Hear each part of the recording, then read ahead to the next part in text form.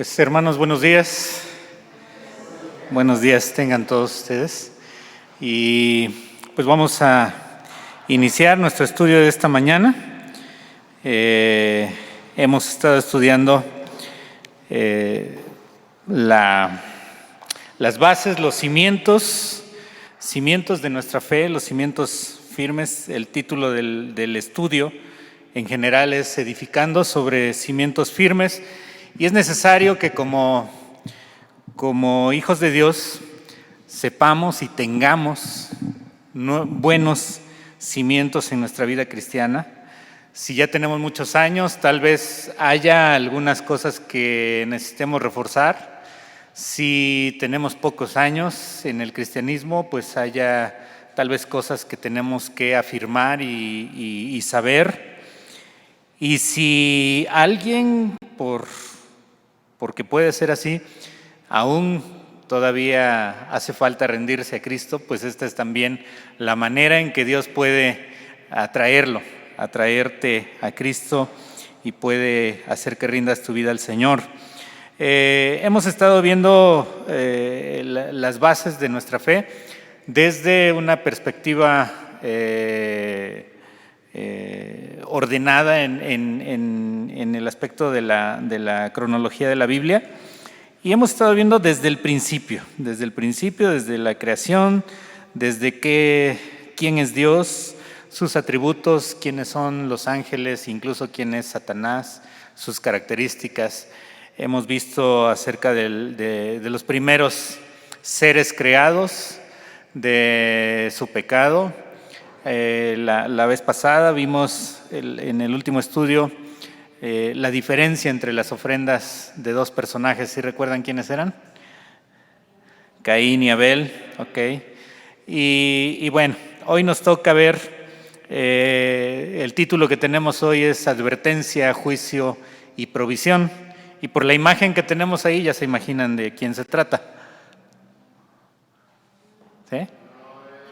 Noé, el que una arca construyó, ¿verdad? Pum, pum.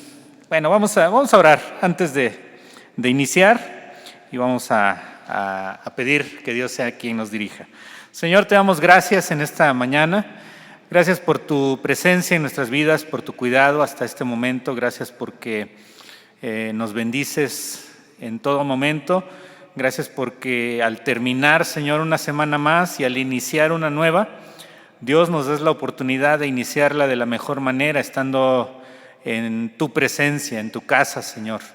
Gracias por este lugar físico que nos permites tener para reunirnos, pero, Señor, sobre todo, gracias por el lugar que ocupas en nuestra vida, en nuestro corazón, Señor.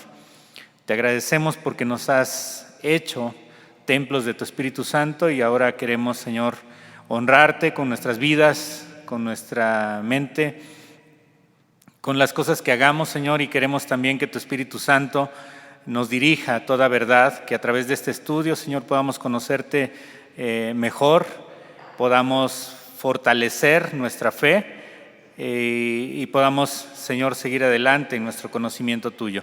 Ayúdanos, Señor, te lo rogamos. Bendice a cada uno de mis hermanos aquí presentes, bendice a quienes hayan de llegar y a quienes por alguna razón no puedan venir. Tú sabes las situaciones de cada quien, sus necesidades.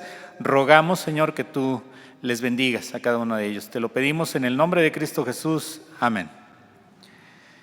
Bueno, pues hoy, ya como mencionábamos, nos toca estudiar acerca del diluvio.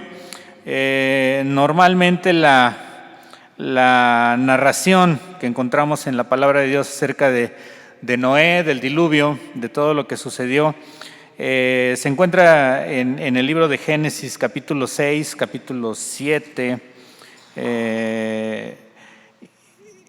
y vemos cómo veremos en esta lección pues lo que Dios hizo en los días de Noé. Dios nos muestra siempre que quiere que la gente se vuelva a Él. Y eso lo ha hecho en toda la historia, lo ha hecho en el transcurso de todo el tiempo, que el Señor está llamando a las personas, llamando en este caso a los pecadores, a que se arrepientan. Dios está llamando, Dios está dando siempre la oportunidad de que la gente deje sus pecados, de que la gente deje su manera vacía, su manera vana de vivir y se acerque a Él. Y para esto Él manda mensajeros, para cumplir este objetivo el Señor manda mensajeros. Y a través de la historia vemos cómo hubo diferentes etapas en las que el Señor manda diferentes mensajeros y vemos cómo la gente a través de esto ha alcanzado la salvación. Ahora, aunque estamos hablando del Antiguo Testamento, estamos hablando de muchos años, tal vez cientos o miles de años antes de que el Señor Jesucristo viniera y apareciera, y aunque creemos que la salvación es en Cristo, decimos, bueno, ¿cómo es entonces que Dios mandaba predicar el arrepentimiento, mandaba predicar la salvación, pero si aún en ese entonces pues Cristo todavía no se manifestaba, Cristo todavía no venía? Pues tenemos que entender que toda la Biblia se centra en Cristo, que sí, Cristo es el centro de la historia bíblica desde el principio hasta el final. Cristo es la historia principal. Cristo es el centro de la historia de la palabra de Dios. Entonces, del Antiguo Testamento, todas las cosas apuntaban hacia Cristo. Todas las cosas predecían la venida de Cristo, profetizaban la historia de Cristo, y todas las cosas que Dios iba implementando y que Dios iba ordenando eran figura de lo que había de venir, de Cristo. Los sacrificios, los mandamientos, todo aquello que el Señor ordenaba era figura de lo que había de venir y que se tenía que manifestar en Cristo. Aún así, entonces, la salvación siempre ha sido por fe. Tenemos que tener siempre bien claro esto. La salvación no era, en el caso de los personajes del Antiguo Testamento, no era porque eran muy buenos, porque eran muy capaces o porque eran muy fieles. De hecho, la mayoría de personajes de la palabra de Dios y la mayoría de personajes del Antiguo Testamento, podemos ver en cada uno de ellos que la Biblia no se calla sus errores. De todos los personajes, la Biblia habla sus cosas buenas, pero también habla sus cosas malas. Y podemos nosotros pensar, bueno, pues si Noé fue muy fiel, ¿por qué en algún momento se embriagó? No sé, es pensar que si Abraham fue el padre de la fe, ¿por qué en algún momento pecó, tuvo 2 mujeres o incluso tal vez más? Y así de muchos personajes. ¿Por qué David, siendo un hombre conforme al corazón de Dios, hizo esto y esto otro, y codició y mató y muchas cosas? ¿Por qué? Porque ellos, al igual que nosotros, eran pecadores, eran débiles, igual que nosotros. Y necesitaban también confiar en Dios, depositar su fe en Dios, depositar su fe en Él y que Dios perdonara sus pecados. Y aún así, la salvación en todo momento tuvo que ser por fe. Todas esas personas alcanzaron la salvación por fe, confiando en Dios y confiando en su palabra y aceptando su provisión del sistema de sacrificios y de sangre. En aquel momento, en el Antiguo Testamento, la provisión de Dios era a través de sacrificios y el derramamiento de sangre. Y todo eso no porque los sacrificios, no porque la sangre de los animales lograra borrar los pecados, sino porque figuraban ¿a quién? A Cristo.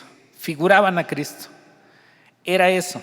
No era que la sangre de los animales tuvieran algo especial, sino que figuraban a Cristo. Y la fe entonces en ese sacrificio, y que figuraba el sacrificio de Cristo, era la que los llevaba a ser salvos. Es importante entender entonces esto, que la sangre de los animales sacrificados nunca podía pagar por el pecado, y lo vimos en la lección anterior. El pago del pecado es la muerte, pero Dios perdonó el pecado de Abel y lo aceptó porque Abel confió en Dios, no porque hizo un sacrificio mejor que el de su hermano, sino porque la diferencia estaba en que Abel había confiado en Dios y Caín no. Caín había confiado en sus propias fuerzas, en su propia definición de lo que le iba a ser agradable a Dios. Ahora en la historia de Noé, vemos que Noé también confió en Dios y alcanzó salvación, la salvación que se obtiene por medio de la fe. Quiero que alguien lea, por favor. Es un poquito extensa la lectura, pero vamos a leer un poquito, por favor, Génesis 5, en lo que preparan el micrófono, lo vamos a buscar. Génesis 5, del 28 al 32. Bueno, eso yo lo leo, porque en lo que preparan el micrófono. 5 del 28 al 32. Habla del origen de Noé. Dice, vivió Lamec 182 años, y engendró un hijo y llamó su nombre Noé, diciendo, este nos aliviará de nuestras obras y del trabajo de nuestras manos a causa de la tierra que Jehová maldijo. Y vivió Lamec, después que engendró a Noé, 595 años, y engendró hijos e hijas, y fueron todos los días de Lamec 777 años, y murió. Siendo Noé de 500 años, engendró a Sem, Cam y Jafet. Vemos que una de las características de estos hombres antediluvianos era su longevidad. ¿De cuántos años tenía el padre de Noé? Bueno, cuando engendró un hijo, pero ¿hasta cuántos vivió? Todos los días de Lamec en el 31, 777. ¿Y Noé hasta qué edad tuvo su primer hijo? Hasta los 500. O sea que hay muchos que todavía tienen esperanza en esta etapa, ¿verdad? Bueno, el bisabuelo de Noé fue Enoc. Noé tuvo 3 hijos a la edad de 500 años, Sem, Cam y Jafet. La tierra se había llenado de maldad porque el hombre solo pensaba en hacer el mal. ¿Sí han leído eso, verdad? Se dice que el pensamiento de los hombres era ¿qué? Continuamente hacer el mal. Hacían el mal y ya estaban pensando qué otra cosa iban a hacer para satisfacer sus deseos, para afectar al vecino. De antemano, todas las cosas que hacían eran de continuo el mal. Esa era la condición de la gente en ese tiempo. Y por eso Dios, viendo toda esa maldad, viendo toda esa depravación, y creo que no estamos muy lejos de lo que se vivía en aquel entonces, la depravación que se vive en nuestro tiempo la verdad es que es bastante fuerte, bastante impresionante, impactante lo que la gente piensa, lo que la gente maquina todo el momento, todo tiempo, y se parece mucho a lo que vivían en ese tiempo. Quiero que por favor alguien lea, ahí mismo en Génesis, capítulo 6 del 6 del versículo 5 al 22. Si alguien lo tiene, levante la mano para que le pasen el micrófono. Génesis 6 del 5 al 22. Eliud.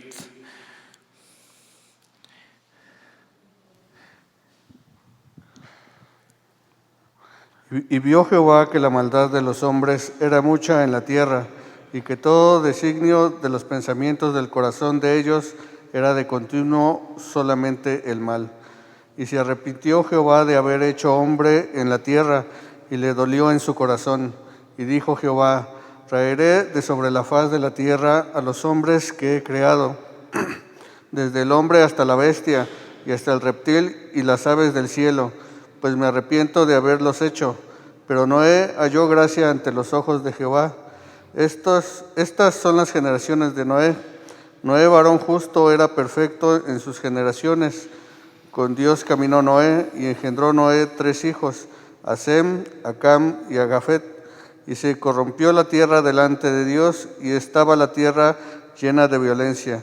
Y miró Dios la tierra, y he aquí que estaba corrompida, porque toda carne había corrompido su camino sobre la tierra. Dijo pues Dios a Noé, he decidido el fin de todo ser, porque la tierra está llena de violencia a causa de ellos. Y he aquí que yo los destruiré con la tierra, Hazte un arca de madera de gofer, harás aposentos en el arca y la calafatearás con brea por dentro y por fuera, y de esta manera la harás: de 300 codos la longitud del arca, de 50 codos su anchura y de 30 codos su altura. Una ventana harás al arca y la acabarás a 1 codo de elevación por la parte de arriba, y pondrás la puerta del arca a su lado, y le harás piso bajo, segundo y tercero. Y aquí que yo traigo un diluvio de agua sobre la tierra, para destruir toda carne en que haya espíritu de vida debajo del cielo. Todo lo que hay en la tierra morirá, mas estableceré mi pacto contigo, y entrarás en el arca tú, tus hijos, tu mujer, y las mujeres de tus hijos contigo. Y de todo lo que vive, de toda carne, 2 de cada especie meterás en el arca, para que tengan vida contigo, macho y hembra serán, de las aves según su especie, y de las bestias según su especie, de todo reptil de la tierra según su especie, 2 de cada especie entrarán contigo, para que tengan vida. Y toma contigo de todo alimento que se come, y almacénalo, y servirá de sustento para ti y para ellos. Y lo hizo así Noé, hizo conforme a todo lo que Dios le mandó.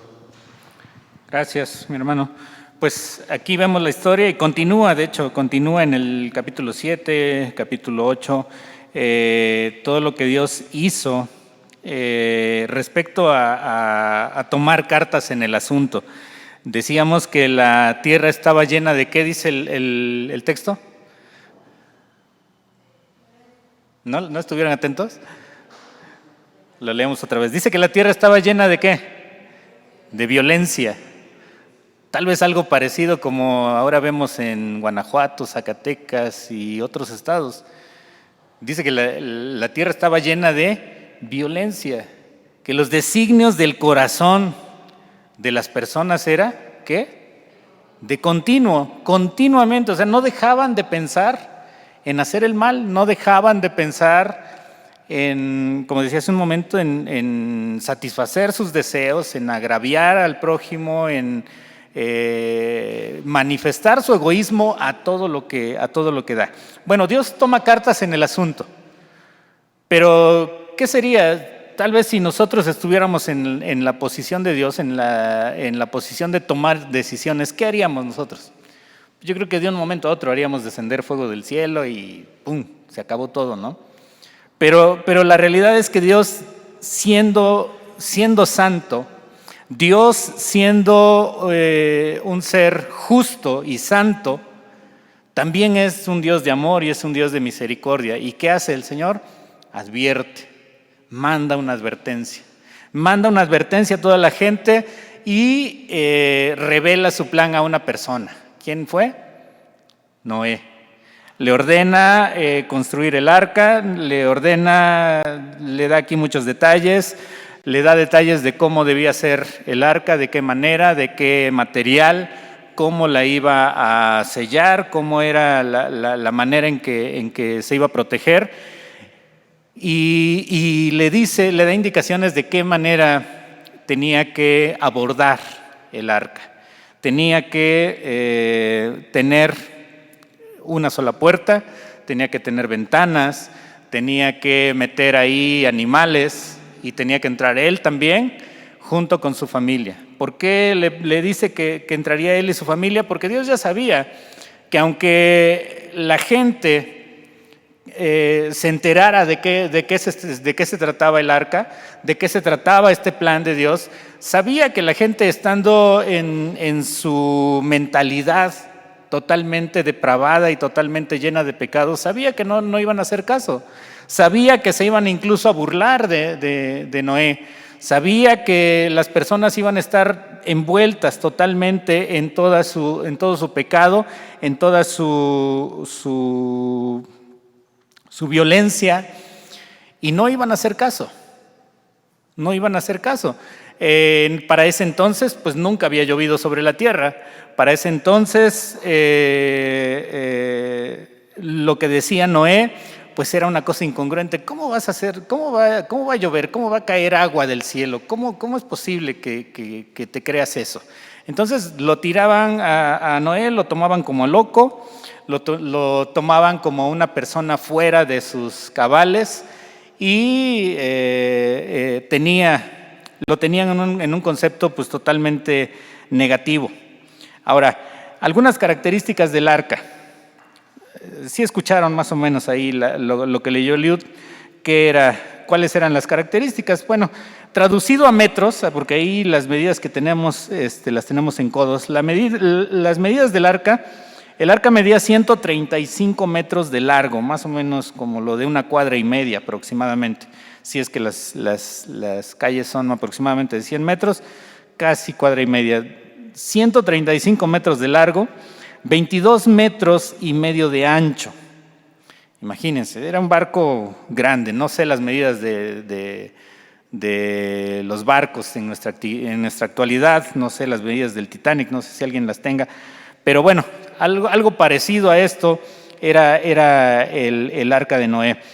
Todas las rendijas fueron tapadas con brea.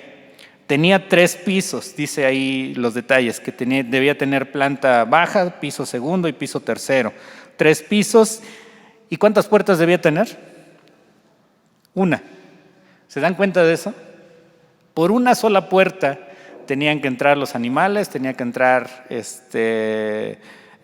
perros, pero también gatos, tenían que entrar leones y también, ¿qué más? Corderos.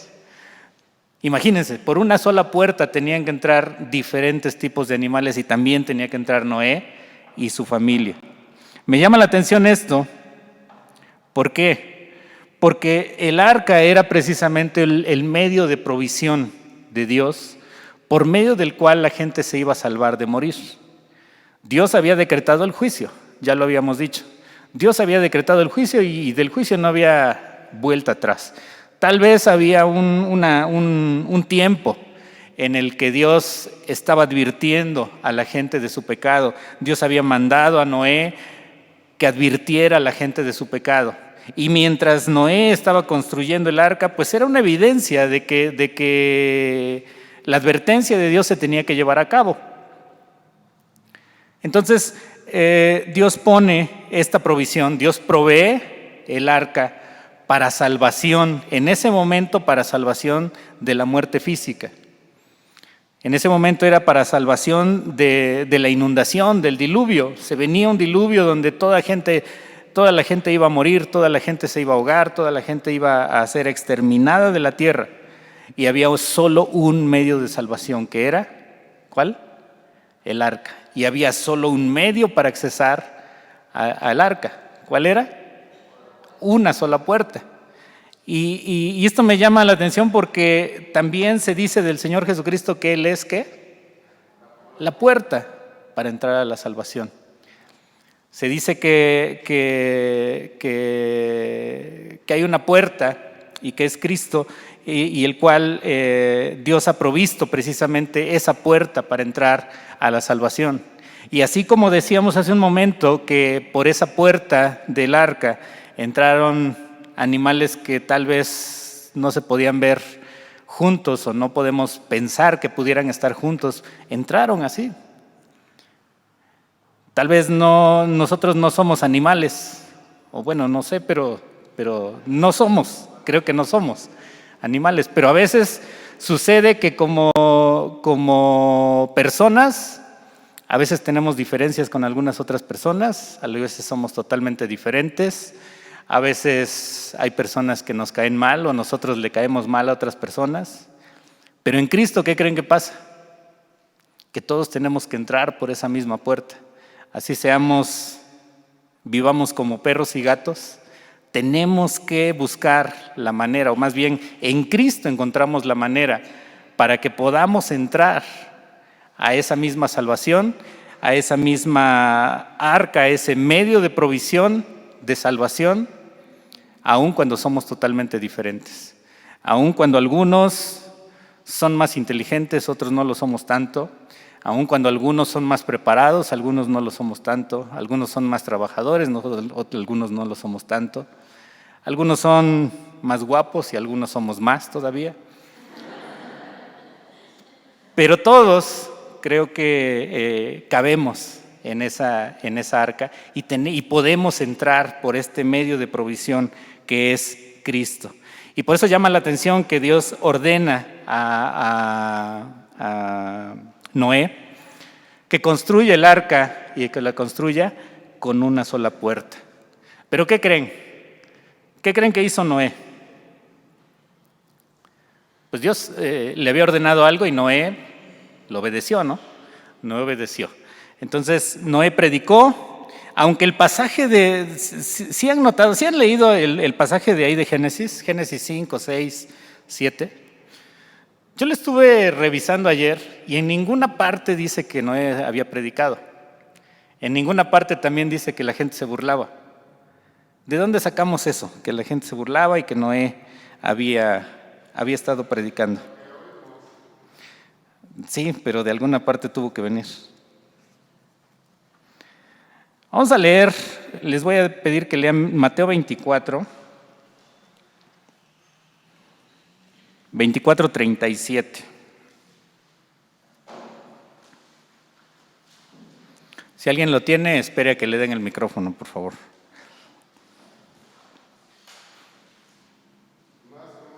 Espera que te den el micrófono, mi hermano. 24:37. Así era la gente en los días de Noé.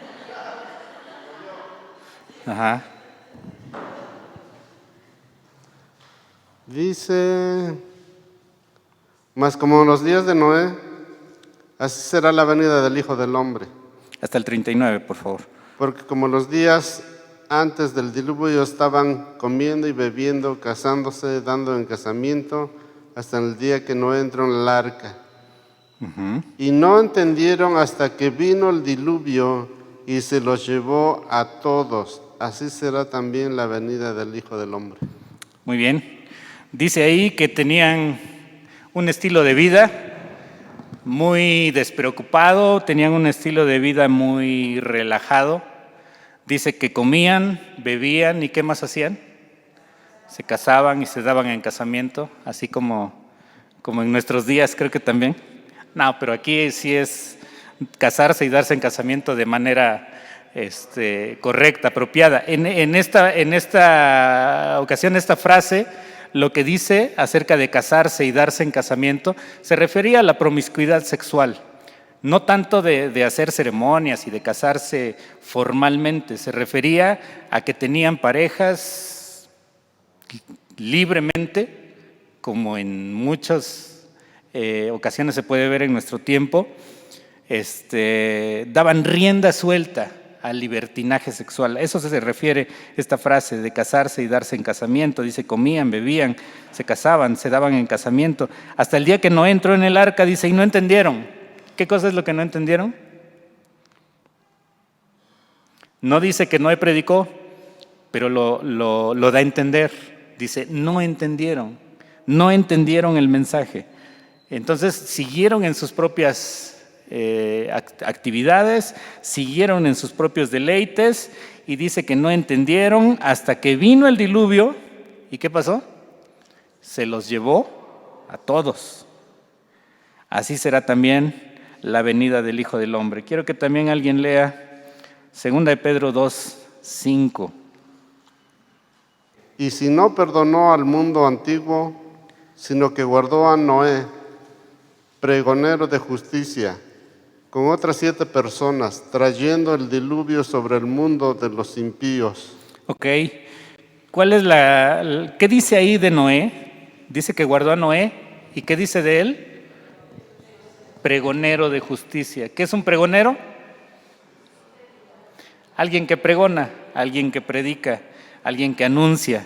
Entonces, aunque Génesis no dice que Noé predicó, Génesis no dice que la gente se burló, la gente mucho se burló.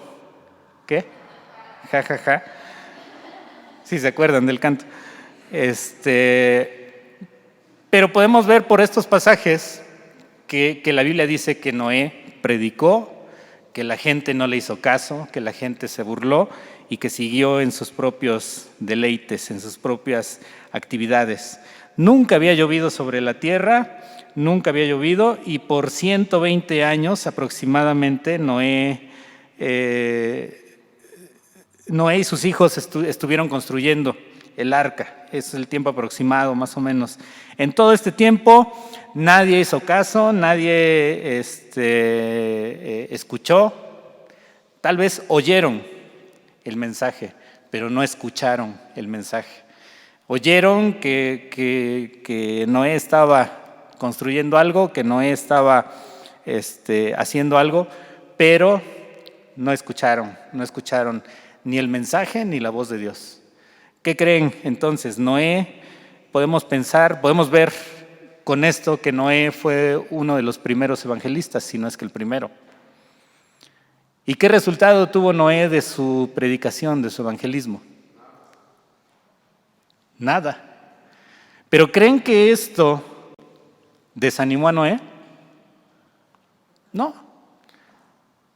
Imagínense, y lo que pasa muchas veces con nosotros es que hablamos a alguna persona y vemos que no tenemos el resultado que quisiéramos. Pero no depende de nosotros. ¿De quién depende el convencer a la gente de su pecado? De Dios, del Espíritu Santo. Tal vez sea porque no es el tiempo, pero nos toca a nosotros siempre estar insistiendo, como lo comentábamos cuando estudiábamos el estudio que me tocó dar de 2 de Corintios. Llevar el evangelio de la reconciliación, decirle a los hombres, reconcíliense con Dios. Y eso nos toca a nosotros hacerlo. Y tal vez no obtengamos el resultado que queremos. Tal vez a nuestros vecinos los conocemos de años, platicamos con ellos, convivimos con ellos, con nuestros vecinos, con nuestros amigos, con nuestros familiares, incluso a veces con nuestros propios hijos. Y nos toca a nosotros siempre anunciarles el mensaje del evangelio, aun cuando ellos aparentemente no entiendan el evangelio, no entiendan el mensaje. No nos toca a nosotros convencerlos, no nos toca a nosotros cambiar su corazón, no nos toca a nosotros cambiarlos de muerte a vida, convencerlos cuando ellos están muertos en sus delitos y pecados, no nos toca a nosotros. Esa obra es únicamente de Dios, esa obra la lleva a cabo Dios. Y en este tiempo, en el tiempo de Noé, Dios puso la provisión de todo lo que se necesitaba para que la gente fuera salva del diluvio.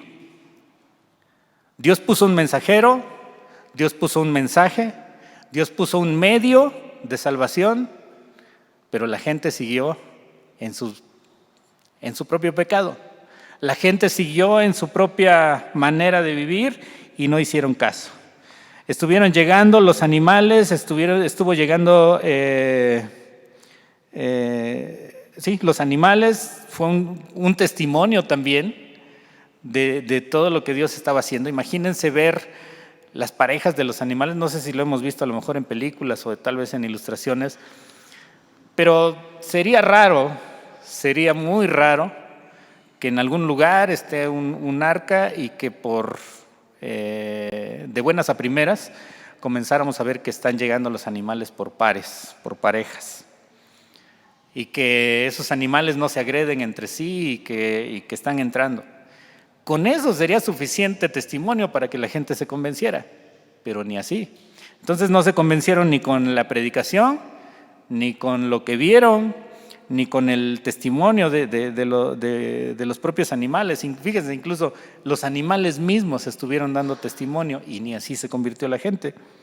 La gente seguía incrédula. Finalmente entraron Noé y sus hijos con sus esposas y Dios cerró la puerta. ¿Quién la cerró? ¿La cerró Noé? ¿Alguien más? Dios la cerró. Dios la cerró, indicando ahí que pues ya no había poder humano que pudiera salvar a quien quisiera. Cuando Dios cierra la puerta es porque ya no hay oportunidad.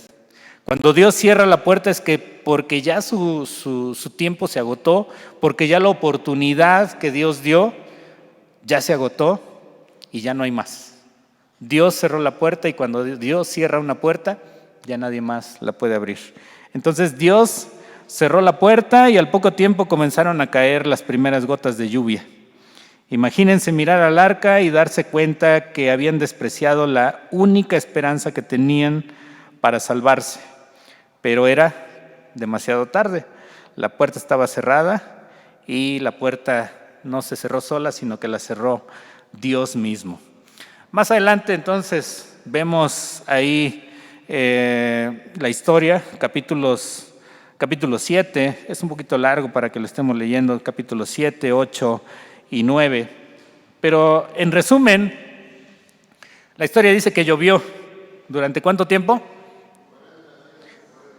40 días y 40 noches. Y aquí nada más pasamos 2-3 horas con lluvia y creo que nos descontrola nuestro ritmo de vida. Imagínense que esté lloviendo durante 40 días y 40 noches, y más cuando no había llovido en ninguna ocasión. Sabemos que desde la creación dice que el Señor separó las aguas de las aguas. ¿Sí han visto eso? En uno de los días de la creación separó las aguas de las aguas y puso las fuentes de arriba y las fuentes de abajo, algo así dice. No tengo ahorita el versículo exacto, pero bueno, no vamos a profundizar en eso. Pero había fuentes de agua arriba. Se dice científicamente que tal vez eso era lo que protegía, de alguna manera protegía un poco más la tierra, y de alguna manera eso hacía que los hombres vivieran más tiempo. Por eso se habla de que antes del diluvio la gente vivía 200, 300, 500 años. Hasta el más longevo, ¿quién fue? ¿Sí se acuerdan? ¿Cuántos vivió? 969. Bueno, llovió durante 40 días y fue cuando las fuentes de arriba se rompieron y se desparramaron, por así decirlo, ¿no? Las cascadas, dice una parte ahí, las cascadas de arriba de agua. Imagínense ese evento, ¿cómo sería? El agua subía más y más, y dice que los montes más altos quedaron cubiertos por las aguas. ¿Qué tanto se cubrió después de los montes más altos? 15 codos, dice ahí, que es aproximadamente 9-10 metros, aproximadamente. El agua subía entonces, y los hombres, ¿qué pasó con ellos? Se los llevó el agua. Se los tragó el agua, los arrastró. Los hombres con sus posesiones, con sus animales y con todo su orgullo que tenían, los hombres, se ahogaron ahí en la inundación, en el diluvio. Los hombres con sus animales domésticos fueron arrastrados, y todos los que estuvieron fuera del arca, ¿qué sucedió? Murieron. Y esa fue en ese momento la forma en que Dios trajo juicio sobre la humanidad. Esa era la forma en que murieron, esa era la forma en que Dios estableció su juicio, pero no sin antes, como decía hace un momento, no sin antes dar una advertencia, no sin antes mandar un mensajero, y no sin antes dar un medio de provisión. Dios no manda juicio así nada más porque sí. Dios no manda juicio nada más movido por su ira. Dios, cuando manda un juicio, manda todo lo necesario para que los hombres se arrepientan. Manda todo lo necesario para que los hombres tengan la oportunidad y no tengan en algún momento que decir: es que Dios es injusto, y es que Dios me está castigando, y es que Dios no me dio la oportunidad, y es que yo no escuché, y es que nadie me dijo, y es que en ninguna forma escuché, es que en ninguna forma me di cuenta, de ninguna manera me informé del juicio de Dios. No, Dios no es así. Dios no hace llover así nada más porque sí, para traer juicio sobre las personas.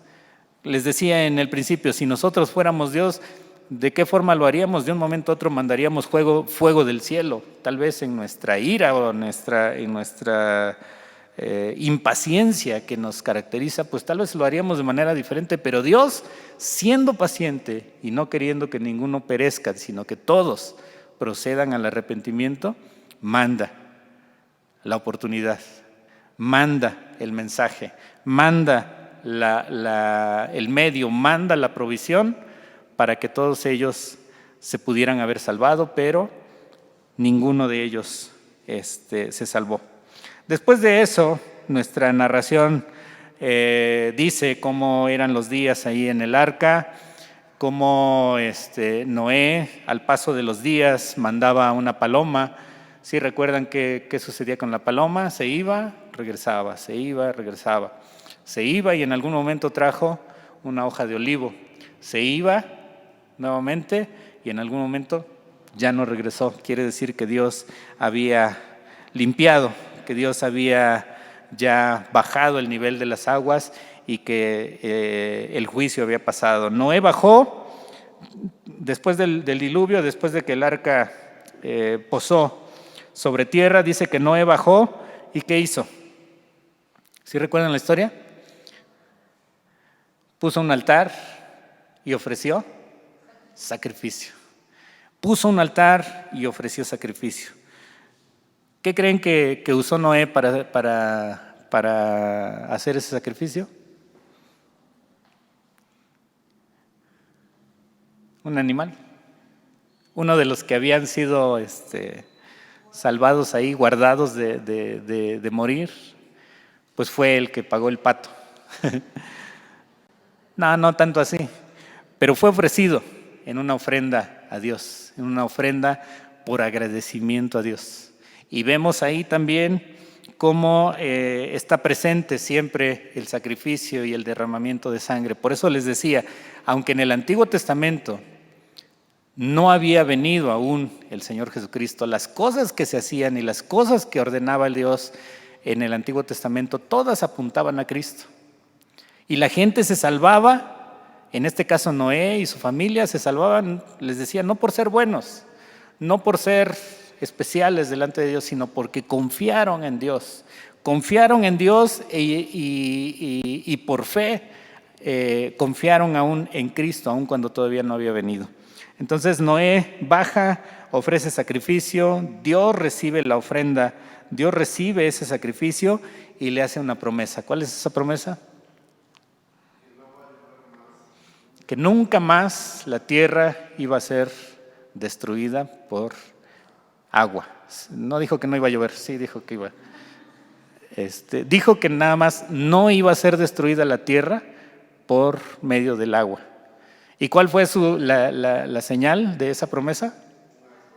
Un arco iris. Un arco iris que hoy en día está totalmente desvirtuado, el arco iris. Totalmente fuera de lo que en su momento significaba el arco iris, que era la promesa de Dios, la promesa, el pacto de Dios con el ser humano de que nunca más destruiría la humanidad por medio de una inundación. Hoy se está usando el arco iris para decir que toda clase de pecado tiene que ser aceptable delante de Dios. Imagínense hasta dónde ha llegado la humanidad. Por eso decía que nuestro tiempo se parece mucho a los tiempos de Noé. Por eso dice en Mateo 24, el que leíamos, que como en los días de Noé, la gente va a estar igual, en sus propios deleites, en sus propias concupiscencias, en sus propios pecados, en sus propias actividades, en su propio egoísmo, a más no poder, y la tierra estaría llena de violencia, y la gente iba a estar como si nada. La gente iba a estar desenfrenada. Y creo que eso estamos viendo. No sabemos hasta qué punto llegará esa violencia, hasta qué punto llegará ese desenfreno, hasta qué punto llegará ese pecado, no lo sabemos. Pero también Dios tiene preparado un juicio para todas esas personas. Y afortunadamente para nosotros, Dios ha provisto un arca. En este caso es, ¿quién? Cristo. El arca de salvación es Cristo. La puerta para accesar a esa arca también es Cristo. Y es por medio de la fe. Dios no nos va a estar obligando a entrar a esa puerta, Dios nos está invitando, Dios nos está llamando. Y afortunadamente muchos ya hemos tenido la oportunidad de rendirnos a Él, pues ya hemos entrado por esa arca y nuestra salvación está garantizada por Cristo. y aún hay oportunidad mientras el juicio no es derramado todavía, la oportunidad está ahí. Y el día de salvación, dice la Biblia, el día de salvación es ¿cuándo? Ahora, no es mañana, no es pues cuando tenga oportunidad, primero voy a vivir, primero voy a disfrutar la vida porque la vida es corta y porque, ¿qué más argumentos dicen? Porque va a ser muy aburrido estar en el cielo, pues voy a disfrutar aquí. No, la oportunidad es hoy, el día de salvación es hoy, el llamado de Dios es hoy. Vamos a orar.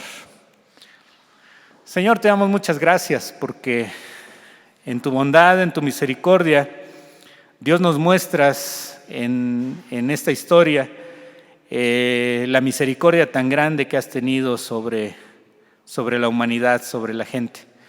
Gracias porque, Señor, esta historia que muchos catalogan como una crueldad de parte tuya, ¿por qué exterminar a la humanidad por medio de las aguas? Señor, nosotros la entendemos de manera contraria. Entendemos que tú, en tu justa ira, en tu justo juicio sobre la humanidad, das la oportunidad de salvación. Y todo aquel que cree y que espera en ti, que confía en ti, es posible que se salve de ese juicio. Gracias, Señor, porque en su momento lo que hiciste con Noé, con su familia, con los animales, de salvarlos, Señor, es la misma oportunidad que nos has estado dando a nosotros y afortunadamente creemos por fe, Señor, que tenemos el beneficio de la salvación en Cristo. Te agradecemos infinitamente por tu cuidado, por tu amor, por tu misericordia, porque como dice tu palabra, si no fuera por tu misericordia, ya hubiéramos sido consumidos.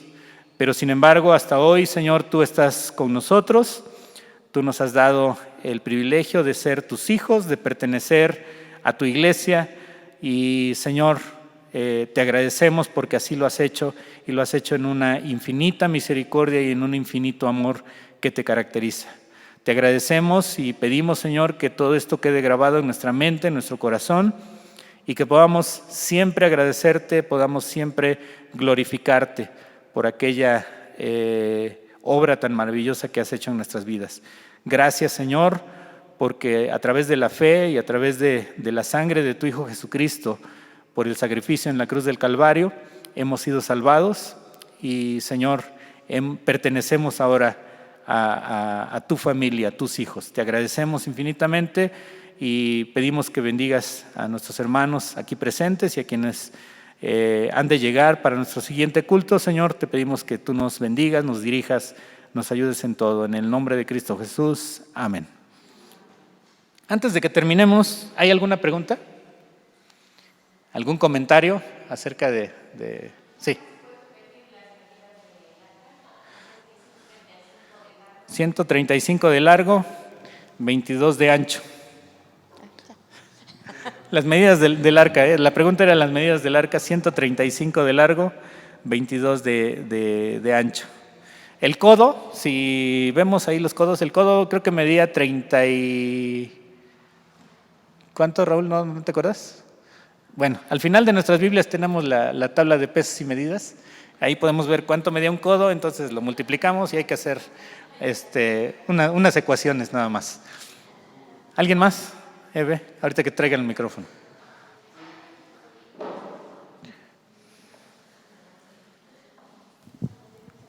¿En cuántos años hizo el arca? ¿En cuántos años la hizo? Aproximadamente 120. ¿Sí? Aproximadamente. ¿Alguien más? ¿No? O todo quedó entendido o nada quedó entendido. Pero bueno, pues gracias por estar en este tiempo de discipulado y ahora sí tenemos casi media hora para prepararnos para nuestra siguiente lección. Que Dios les bendiga.